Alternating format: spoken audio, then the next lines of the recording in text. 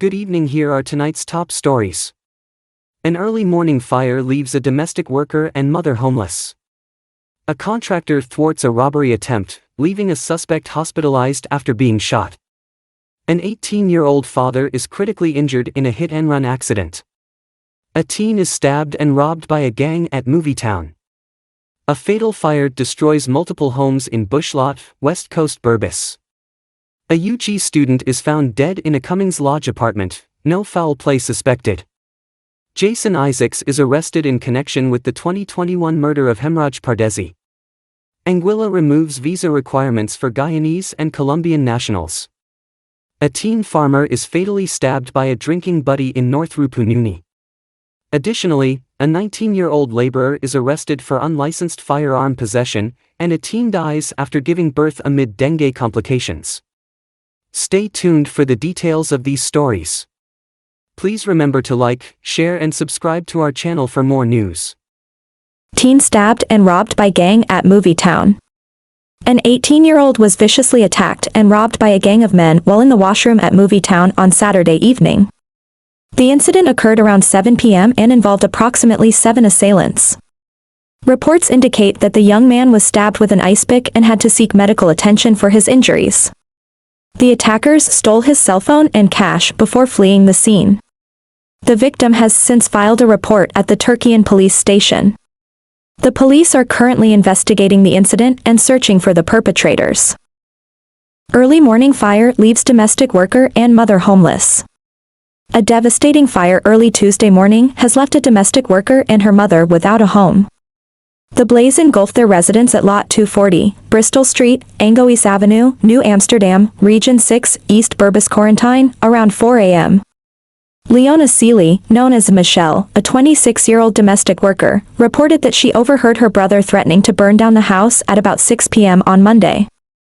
Hours later, she awoke to find their home consumed by flames. The New Amsterdam Fire Service responded promptly, managing to prevent the fire from spreading to nearby buildings.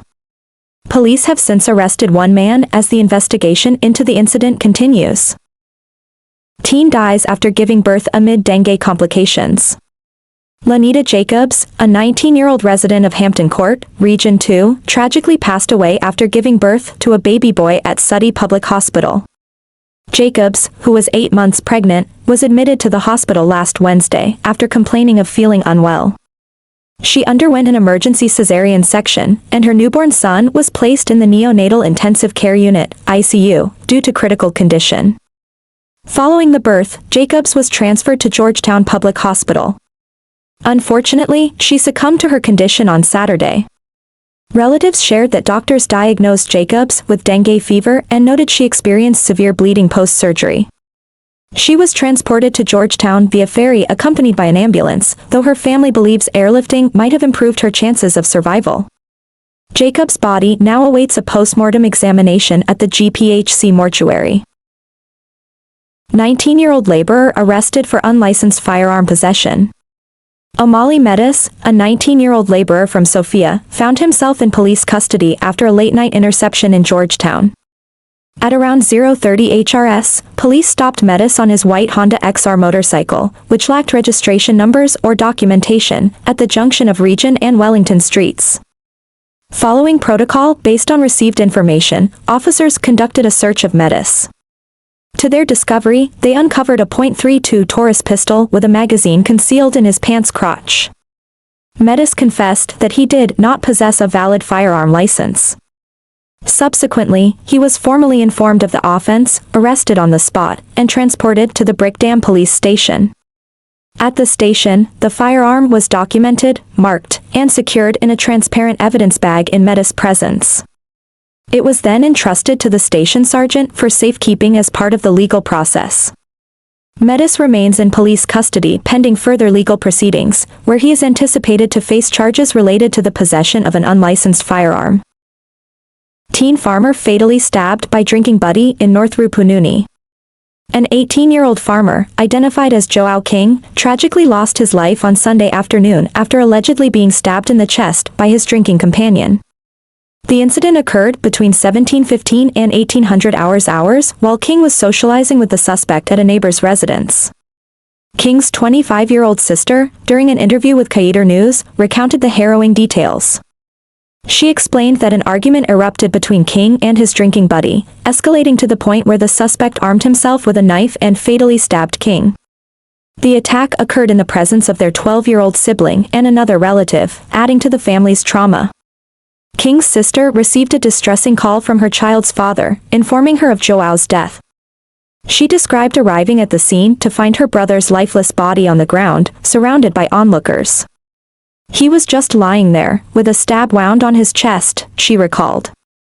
Following the stabbing, the suspect attempted to flee but was quickly apprehended and is now in police custody. The family, in a state of shock, is grappling with the sudden and violent loss of King. A senior police officer has confirmed that an investigation is underway to determine the exact circumstances surrounding the incident. Fatal fire destroys multiple homes in Bushot, West Coast Berbice. A devastating fire in Bushot, West Coast Berbice, has claimed the life of Carl Persad and destroyed several buildings. The blaze began at approximately 5:45 p.m. and raged for several hours, completely consuming 2 structures and partially damaging a third. Carl Persad resided at Lot 16B, Bushlot Public Road, WCB, in a 2-story wooden and concrete building. The upper flat was his home, while the lower flat housed the Nalico and Nafico insurance office. Adjacent to Persad's residence was a property at Lot 15B, Bushlot Public Road, WCB, owned by Ruth Persad, an overseas-based Guyanese living in the USA. This wooden and concrete building had a vacant upper flat, while the lower flat was occupied by Medical Aid Pharmacy and Ramesh's Jewelry. The third affected property belonged to son Radha Jugmohan, a 46-year-old Guyanese residing at Lot 17B, Bushlot Public Road, WCB. Her 2-story concrete building housed 2 businesses on the lower flat, and the upper flat suffered partial fire damage. Eyewitnesses reported seeing Carl Persad pushing his hand through his bedroom window during the fire. However, the flames spread rapidly through the upper flat, preventing rescuers from reaching him in time. The fire then extended to the neighboring buildings, causing extensive damage to the businesses and properties. Authorities are investigating the cause of the fire as the community mourns the loss of Carl Persad. 18-year-old father critically injured in hit-and-run accident. An 18-year-old father of 1 is fighting for his life following a hit-and-run accident on Sunday night at Conversation Tree, Greater Georgetown. Rondell Robinson, a resident of Bachelor's Adventure, East Coast Demerara, ECD, was critically injured in the collision. Reports indicate that Robinson was driving a motorcar when it collided with another vehicle, registered as PTT 1444. The driver of the other car abandoned the scene, leaving their vehicle behind. Robinson was found unconscious and pinned inside his car. His aunt, Melissa Cush, recounted that the family was notified of the accident around 11:30 p.m. on Sunday. When his mother arrived at the scene, both cars were there. A police patrol vehicle noticed the accident and, with the help of citizens, they managed to extricate him and transport him to the hospital, Cush said. She also mentioned that empty rum bottles were found inside the abandoned vehicle. Police are currently searching for the driver. Robinson sustained brain injuries and broken limbs and has not regained consciousness since the accident. We don't know what happened, and he is unconscious, so he can't tell us anything. We want the driver of the other car to come forward and explain what happened. We want answers. This young man had a family waiting for him at home. Instead of stopping to help, the driver treated him like a dog and ran away, Cush expressed. Robinson has a 2-month-old daughter. The family is pleading for any information that could lead to the apprehension of the hit-and-run driver. Contractor thwarts robbery attempt, suspect hospitalized after being shot. Police are investigating an alleged armed robbery that occurred around 7:45 p.m. on Sunday at the corner of Irving and Forshaw Streets in Queenstown, Georgetown. The incident involved a 32-year-old contractor who successfully defended himself and shot one of the assailants. Chris Ben, a 29-year-old unemployed resident of South Ruimveldt Garden, was shot and injured by the contractor, who is a licensed firearm holder. Ben, allegedly armed with a knife, and an accomplice on a red and black motorcycle, registration number CM1812, approached the contractor and robbed him of his cell phone valued at $150,000. The victim, who owns a Glock 19 pistol, was supervising workers fixing a gate in front of his property when the two suspects approached from the east. Ben, the pillion rider, dismounted the motorcycle and menacingly advanced toward the contractor with a knife, demanding his cell phone. The contractor, who had his cell phone in his right hand, evaded Ben's attack. After the suspect grabbed the phone and turned to flee, the contractor noticed the motorcyclist reaching for his waist, causing him to fear for his life. In response, he drew his licensed firearm and discharged 3 rounds towards the suspects. The motorcyclist dropped the motorcycle and fled the scene, while Ben collapsed shortly after and was detained by the contractor and his workers. The stolen cell phone, motorcycle, and 1 spent shell were recovered at the scene. Ben was transported to Georgetown Public Hospital, where he is receiving treatment for a gunshot wound to his back, which exited his abdomen. Police have questioned several individuals and collected statements as the investigation continues. Jason Isaacs arrested in connection with 2021 murder of Hemraj Pardesi. Jason Isaacs, a key suspect in the 2021 murder of US-based Guyanese Hemraj Pardesi, was arrested on Tuesday at the Weldad police station. Isaacs had been on the run since escaping custody in Suriname in October 2023. The Guyana police force issued a wanted bulletin for Isaacs in May of this year, intensifying efforts to apprehend him. According to a statement from police headquarters, Isaacs is also implicated in a fatal shooting in Suriname on October 12, 2023. He was initially arrested in Suriname on October 13, but managed to escape from the Paramaribo University Hospital, eluding authorities until his capture on Tuesday. Hemraj Pardesi was murdered on August 3, 2021, at Reliance Settlement, East Kanj Burbis. Shortly after his death, Mario Basundial of Cumberland, East Kanj Burbis, and Molly Shaw Dutchin, 26, of Reliance, East Kanj, were charged and remanded for their involvement in the robbery and murder. Pardesi, who had recently returned to Guyana, was found lifeless in his yard. During police interrogations, Basundial confessed to participating in the crime and implicated both Dutchin and Isaacs in the plot. Dutchin, who shared a relationship with Pardesi, turned herself in 3 days after the incident and admitted to calling Pardesi to her house on the night of his murder but claimed ignorance of the subsequent events.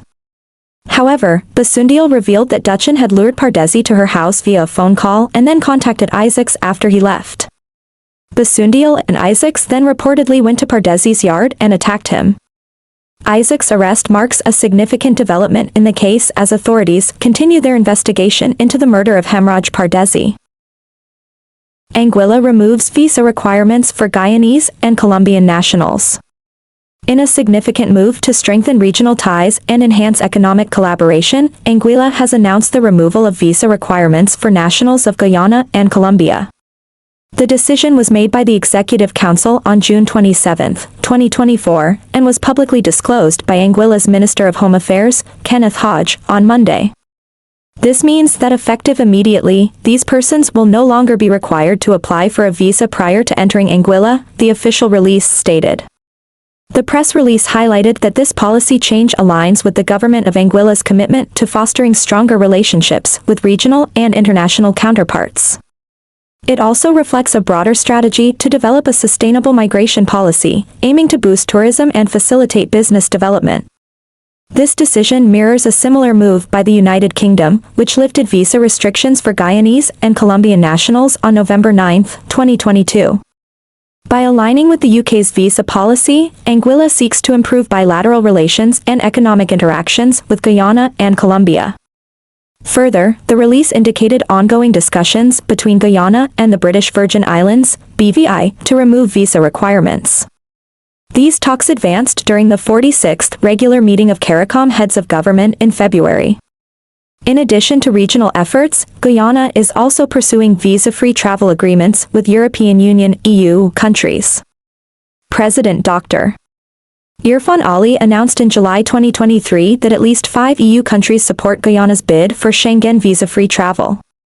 Moreover, Guyana has been actively lobbying for visa-free travel with India and Canada, engaging in discussions with Indian External Affairs Minister Subramanyam Jaishankar during a visit last year.